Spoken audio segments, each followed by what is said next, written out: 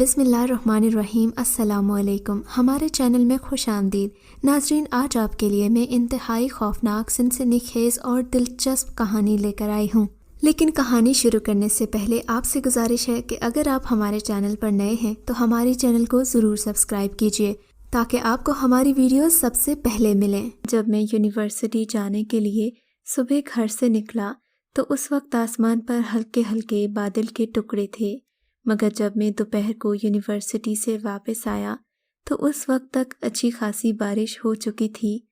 گلی محلے پانی اور کیچڑ سے بھرے ہوئے تھے۔ جو مین بازار ہمارے گھر کی طرف جاتا تھا وہ بھی بری طرح گندگی سے بھر گیا تھا۔ اس بازار میں کبھی تارکول ڈالا گیا اور کبھی ہمارے گھر کی طرف جاتا تھا، وہ بھی گندگی سے بھر گیا تھا۔ اس بازار میں کبھی تارکول ڈالا گیا تھا اور کبھی یہ پختہ بازار ہوا کرتا تھا، بالکل صاف ستھرا۔ خیر پختہ تو یہ اب بھی ہے، مگر اب اس کا تارکول جگہ جگہ سے اکھڑ گیا ہے، بے شمار گڑھے پڑ گئے ہیں۔ جب کبھی بارش ہوتی ہے تو گڑھے پانی سے بھر جاتے ہیں، جن کی وجہ سے اس بازار سے گزرنا اور مشکل ہو جاتا ہے۔ صورتحال آج بھی ایسی ہی تھی، مجھے سخت دشواری کا سامنا کرنا پڑ رہا تھا۔ بہرحال جیسے تیسے کر کے میں گلی تک پہنچ گیا۔ گلی میں داخل ہوتے ہی میں نے ایک ہجوم دیکھا جسے دیکھ کر میں حیران رہ گیا تھا۔ ہجوم دیکھ کر مجھے سخت تشویش ہوئی۔ میں تیزی سے ہجوم کی طرف بڑھا۔ قریب جانے پر پتہ چلا کہ ہمارے سامنے والے گھر میں سانپ گھس گیا ہے۔ اہل محلہ کو اس سانپ کو تلاش کرنے میں کافی دیر لگ رہی تھی۔ یہ گھر راشد علی کا تھا، جس میں وہ اور اس کی بیوی حامدہ رہتے تھے۔ ان کا کوئی بچہ نہیں تھا۔ راشد علی کی عمر تقریباً 45 سال تھی، جبکہ اس کی بیوی کی عمر 40 کے لگ بھگ تھی۔ کتابوں کو سنبھالے میں اپنے گھر جانے کی بجائے راشد علی کے گھر میں گھس گیا۔ ایک بڑی عمر کی عورت لوگوں کو چیخ چیخ کر یہ کہہ رہی تھی کہ سانپ ادھر نہیں ادھر ہوگا۔ اس کا روب داب اتنا تھا کہ ہر کوئی اس کا حکم بنا چوں چراں کے مان رہا تھا۔ میں خاموشی سے ایک طرف کھڑا ہو گیا اور سارا تماشا دیکھنے لگا۔ راشد علی اور اس کی بیوی حامدہ دونوں ہی نہایت بزدل انسان تھے۔ وہ سانپ کو ڈھونڈنے کی بجائے چارپائی پر چڑھے ہوئے تھے اور ڈھونڈنے کا کام اہل محلہ کر رہے تھے۔ زیادہ دیر گزری نہیں تھی کہ مونچھوں والا ایک لمبے قد کا شخص گھر میں داخل ہوا۔ جناب کا اصل نام نہ جانے کیا تھا، مگر محلے کے سبھی لوگ اسے سمندر خان کے نام سے پکارتے تھے۔ سمندر خان اس وقت خاکستری شلوار قمیض میں تھے، اوپر کالے رنگ کا ویسٹ کوٹ پہن رکھا تھا۔ ادھیڑ عمر سمندر خان کی کراکری کی دکان تھی، جہاں اس کا جوان سال بیٹا بیٹھتا تھا۔ خود سمندر خان سارا دن آوارہ گردی کرتے رہتے تھے۔ عموماً دیکھا گیا تھا کہ جو زیادہ فارغ قسم کے لوگ ہوتے ہیں سماجی کاموں میں زیادہ بڑھ چڑھ کر حصہ لیتے ہیں۔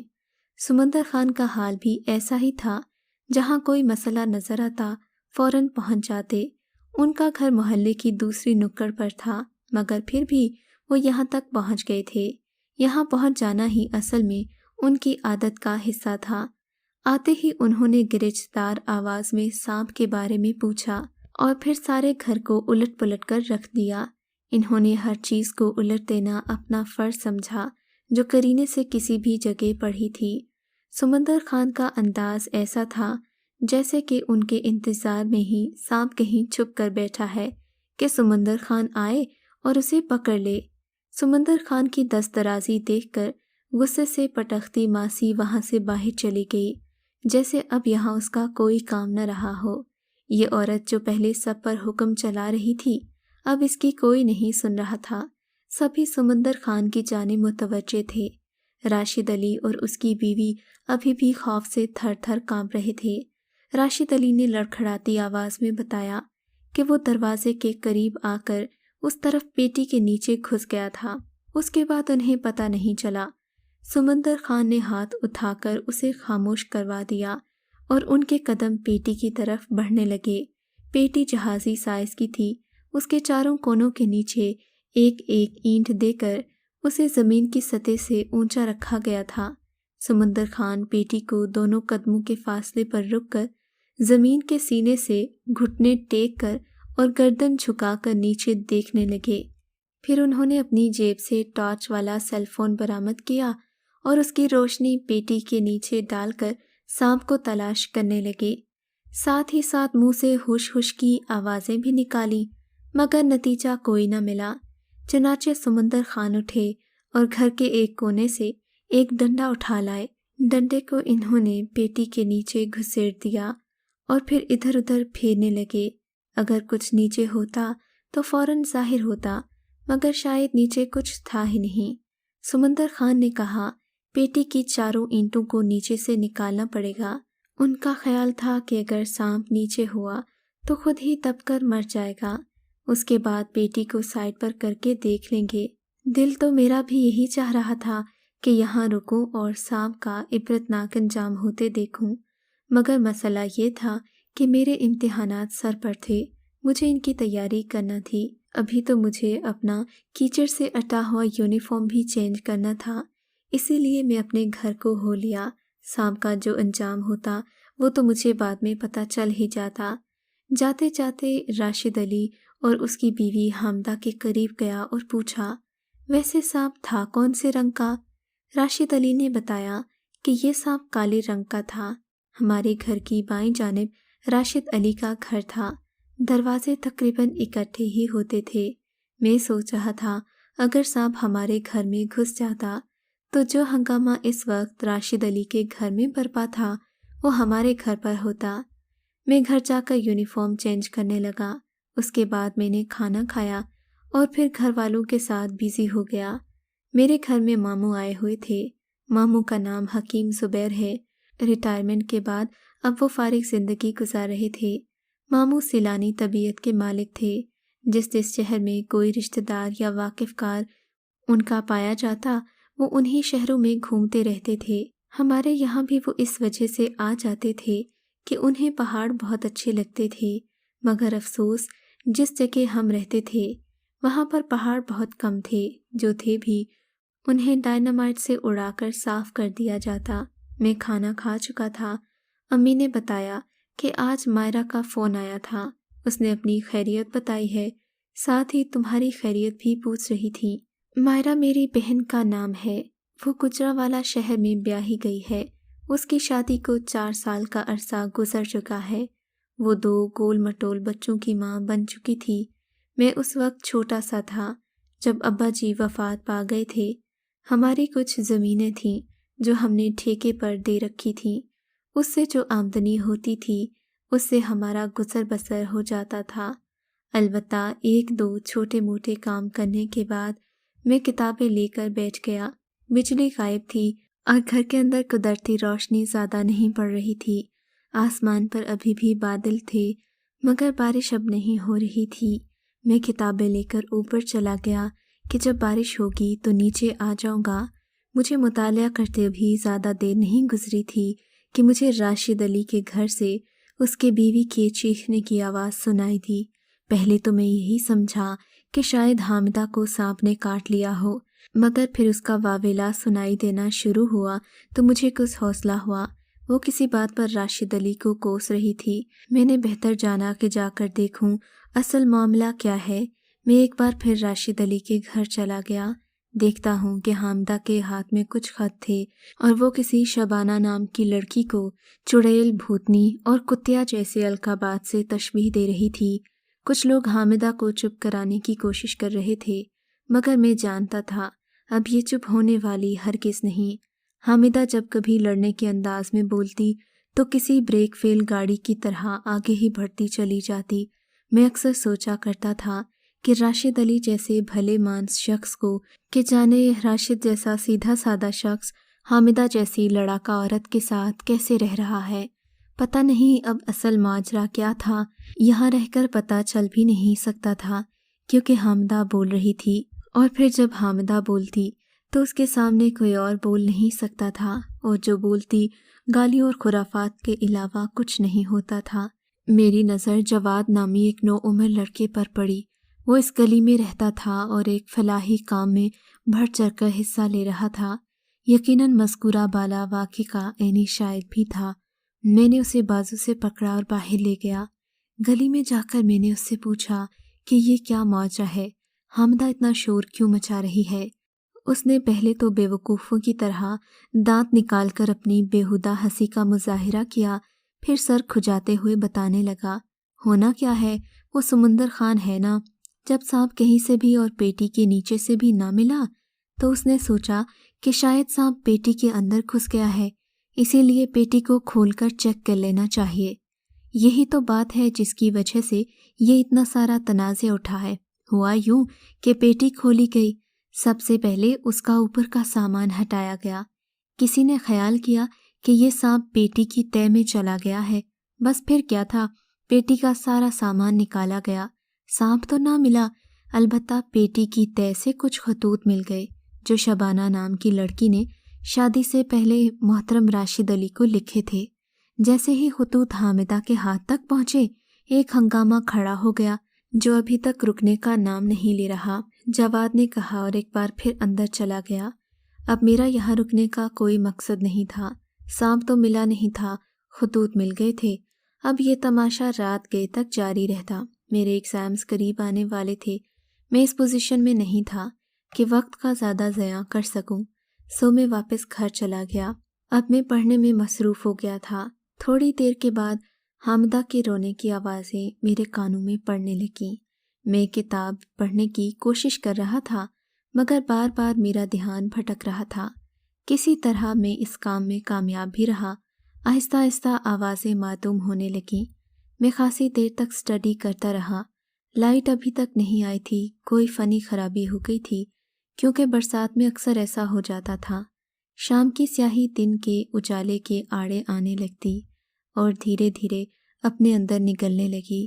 فضا میں خنکی بھی بڑھ رہی تھی۔ میں نے کتابیں ایک طرف رکھیں اور موسم سے لطف اندوز ہونے لگا۔ میں لبے بام پر کھڑا ہو کر باہر گلی کا نظارہ کر رہا تھا۔ پہلے موسم خوشگوار تھا، بارش کے بعد موسم میں خنکی آ گئی، مجھے جھرجھری سی محسوس ہونے لگی۔ میں نے اپنے دونوں ہاتھ بغلوں میں دبا لیے تاکہ سردی کا احساس کم ہو۔ گلی میں اکا دکا لوگ تھے، لائٹ نہ ہونے کی وجہ سے اپنے اپنے گھروں میں دبک گئے تھے۔ سردی کے احساس کے ساتھ ساتھ اب اندھیرا بھی بڑھ رہا تھا۔ میں نے بہتر جانا کہ ایک نظر راشد کے گھر کی طرف ڈال لوں کہ وہاں کیا صورتحال چل رہی ہے۔ راشد علی اور اس کی بیوی دونوں ہی چارپائی پر سوگوار انداز میں بیٹھے تھے۔ انہیں دیکھ کر لگتا تھا کہ دونوں کو کوئی گہرا غم لاحق ہو۔ ان دونوں میاں بیوی کا حسن اب کچھ برس قبل رخصت ہو چکا تھا۔ میں نے سوچا کہ اب میں رخصت ہو جاؤں، سو چھت سے نیچے اتر آیا۔ میں چھت پر رہ کر کرتا بھی کیا، کسی کے گھر سانپ گھس آئے تو گھر کے مکینوں کو یقیناً ماتم کنا ہی ہونا چاہیے، کیونکہ سانپ کسی بھی وقت اپنی پناہ گاہ سے باہر آ سکتا ہے اور کسی بھی وقت حملہ کر سکتا ہے۔ ماں نے چراغوں میں تیل ڈال کر انہیں روشن کر دیا۔ میں چراغوں کی مدھم روشنی میں مطالعہ کرنے لگا۔ ماں اور ماموں دوسرے کمرے میں باتیں کر رہے تھے۔ میں نے کھانا کھا لیا۔ وقت کافی گزر گیا تھا، لائٹ نہیں آئی تھی۔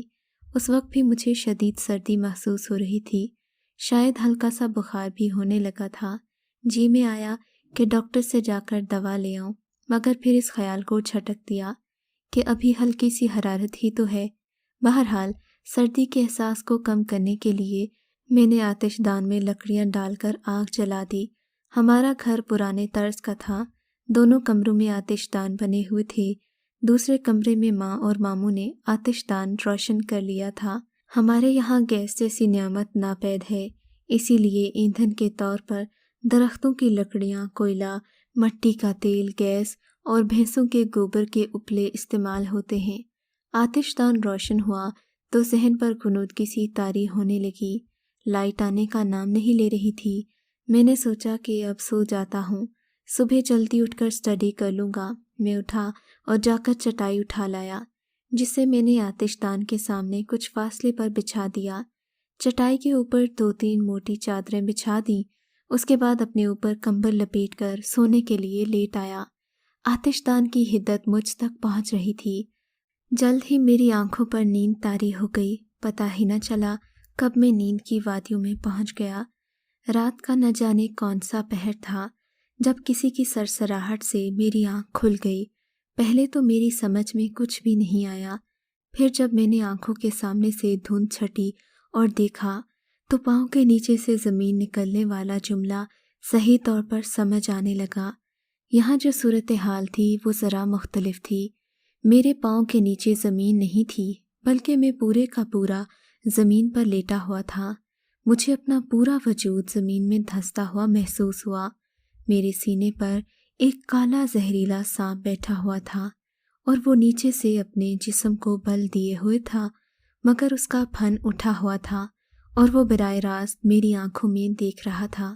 اس کے منہ سے پھنکاریں نکل رہی تھیں۔ غالباً میرے اٹھ جانے کی وجہ یہی پھنکاریں تھیں۔ سانپ کی ہر پھنکار جیسے میرے اجل کے گھنگروں کی جھنکار، اس کی آنکھ جیسے نزاع کی نزاکت ہے۔ خوف سے میرا جسم کپکپا رہا تھا۔ مجھے لگنے لگا کہ اب زندگی مجھ سے روٹھنے والی ہے۔ میرے سینے پر بیٹھا سانپ ایک کوبرا سانپ تھا جو کہ بہت ہی خطرناک لگ رہا تھا۔ اس سانپ کے زہر کی مقدار ایسی ہوتی ہے کہ ڈسنے والے کو یہ ایک ہی ڈنگ میں موت کے منہ میں پہنچا دیتا ہے۔ سانپ نے اپنی آنکھیں میرے چہرے پر گاڑ رکھی تھیں۔ اس کی آنکھوں پر ایک مستقل شفاف چھلی ہوتی ہے جسے اسپیکٹیکل کہتے ہیں۔ آنکھیں بہت کم خدمت کرتی ہیں۔ ان دو وجوہات کے بنا پر سانپ کی آنکھیں بہت ہی خوفناک لگتی ہیں، کیونکہ وہ پلکیں نہیں جھپک سکتا، ایک طرح سے ٹکٹکی باندھ کر دیکھتا ہے۔ ہمارے اور راشد کے گھر کی دیواروں کے بیچ چھوٹے چھوٹے سوراخ تھے۔ سانپ یقیناً انہی سوراخوں میں سے ہمارے گھر میں گھس آیا تھا۔ اہل محلہ اسے راشد کے گھر میں تلاش کر رہے تھے۔ سانپ یقیناً سردی سے بچنے اور آتش دان کی حدت کے لیے اپنی کمین گاہ سے نکل کر میری طرف آ گیا تھا۔ اب اس میں اتنی کوئی حیرت والی بات تو نہیں تھی، جس طرح سانپ چڑھا تھا اسی طرح اتر بھی سکتا تھا، مگر اس کے تیور اب آہستہ آہستہ بدل رہے تھے۔ وہ بار بار اپنی دو دھاری زبان لپلپا رہا تھا۔ ایسا عموماً سانپ تب کرتے ہیں جب انہیں اپنا شکار یا ہدف کے بارے میں سنگن نہیں ہو۔ سانپ کا بار بار اپنی زبان کو باہر نکالنا اور اندر لے جانا میرے لیے شدید خطرے کی علامت تھی۔ میرے ذہن میں صرف ایک بات سما رہی تھی کہ کسی بھی طریقے سے سانپ کو خود سے نیچے اتارا جائے، مگر یہ کوئی آسان کام نہیں تھا۔ میری ذرا سی جنبش پر سانپ مجھے بری طرح ڈس سکتا تھا۔ میرے خیال میں تبھی تک محفوظ تھا جب تک میں کوئی حرکت نہ کروں۔ میری ذرا سی حرکت سانپ کو مشتعل کر سکتی تھی، اور ایسا میں ہرگز نہیں کرنا چاہتا تھا۔ سانپ کا ظاہر و باطن سے جو لگ رہا تھا وہ یہ تھا کہ اس کا میرے سر سے اترنے کا کوئی ارادہ نہیں۔ میری آنکھیں کھلی ہوئی تھیں، سانپ کی تو ویسے ہی کھلی رہتی ہیں۔ ہم دونوں براہ راست ایک دوسرے کی آنکھوں میں جھانک رہے تھے۔ میں نے اپنے پورے جسم کو ساکت و جامد کر رکھا تھا۔ اگر آپ پر ایسا وقت آن پڑے تو آپ کو اندازہ ہوگا کہ ایسے وقت میں انسان کا پورا جسم معاف ہو کر رہ جاتا ہے، وہ کچھ بھی کرنے کے قابل نہیں رہتا۔ ایسے کڑے وقت میں اپنے آپ کو سنبھالنا ہی کمال کی بات ہوتی ہے۔ اگر ہم ایسا نہ کر پائیں تو یقیناً موت ہمارا مقدر ہو۔ میری ایک مجبوری تو یہ تھی کہ میں اپنی گردن بھی نہیں گھما سکتا تھا، اس سے بھی سانپ مشتعل ہو سکتا تھا۔ میں چاہتا تھا ایک بار مجھے پورے کمرے کا جائزہ لینے کا موقع مل جائے، جس سے کوئی ایسی چیز میری نظر میں آ جائے جسے میں استعمال میں لا سکوں، اور اگر ایسا بھی ناممکن ہو تو کم از کم کوئی مناسب آئیڈیا ہی سوچ سکوں۔ گردن گھمانا تو اب ممکن نہیں تھا، سو میں اپنے چشم تصور کو استعمال میں لے آیا۔ میں نے کمرے کی ایک ایک چیز نہایت باریک بینی سے سوچنا شروع کر دی۔ پورے کمرے کا جائزہ لے چکا تو میری نظر ایک جگہ پر جا کر ٹھہر گئی، اور وہ جگہ تھی آتش دان، جو کہ میرے قریب ہی تھا۔ لہٰذا اہمیت آتش دان کی نہیں، آتش دان کی راکھ کریدنے والی سلاخ کی تھی۔ 3 فٹ لمبا لوہے کا وہ راڈ میرے اور آتش دان کے درمیان پڑا تھا، جس تک بآسانی میرا ہاتھ پہنچ سکتا تھا۔ میں ہر حال میں اپنی قسمت آزمانا چاہتا تھا۔ اسی وقت سانپ کے منہ سے ایک زبردست قسم کی پھنکار نکلی۔ مجھے لگا جیسے میری روح ابھی میرا جسم چھوڑتے ہی نکلی ہے۔ مجھے جو بھی کرنا تھا ایک دم ہی کرنا تھا، اس میں ذرا سی بھی غلطی کا استعمال بالکل نہیں تھا۔ ذرا سی دیر بھی مجھے موت کے منہ میں پہنچا سکتی تھی۔ میں نے گردن گھمائے بغیر اپنی آنکھوں کو گھمایا۔ میری نظریں لوہے کی سلاخ تک پہنچ رہی تھیں۔ میرا ہاتھ بھی وہاں تک پہنچ سکتا تھا، گویا راڈ میری دسترس میں تھا۔ میں نے آخری بار خدا کو یاد کیا، اپنے سابقہ گناہوں کی معافی مانگی، آئندہ کے گناہوں سے تائب ہوا، کلمہ شہادت پڑھا اور تیزی سے اپنا دایاں ہاتھ راڈ تک پہنچایا۔ ہاتھ گھماتے ہوئے جب میں نے سانپ پر وار کیا تب میں نے دیکھا سانپ کا پھن تیزی سے میرے بائیں شانے پر آ رہا تھا۔ مجھے اپنا وار خالی جاتا محسوس ہوا۔ میں نے موت کے خوف سے آنکھیں بند کر لیں۔ تبھی کوئی چیز میرے شانے سے ٹکرائی اور اس میں ایک درد سا اٹھا۔ میرے شانے سے ٹکرانے والا سانپ کا پھن نہیں، ماموں جان کی ٹانگ تھی۔ وہ حاجت کی غرض سے اٹھے تھے۔ انہوں نے میری خیر خیریت دریافت کی۔ غرض یہ کہ میرے کمرے میں جھانکا تو انہیں آتش دان کی مدھم روشنی میں سانپ والا منظر نظر آیا۔ وہ میری جان کو خطرے میں نہیں ڈالنا چاہتے تھے، اسی لیے وہ طویل لمحے تک انتظار کرتے رہے۔ انہوں نے امی کو نہ ہی جگایا بلکہ خود لٹ سنبھال کر دروازے کی اوٹ میں کھڑے ہو گئے اور مناسب موقع کا انتظار کرنے لگے۔ جب میں سلاخ سے سانپ پر وار کرنے لگا تب ماموں وہاں پہنچ گئے۔ انہیں خطرے کا احساس ہو گیا تھا۔ اگر انہیں ذرا بھی دیر ہو جاتی تو یقیناً سانپ اب تک مجھے ڈس چکا ہوتا۔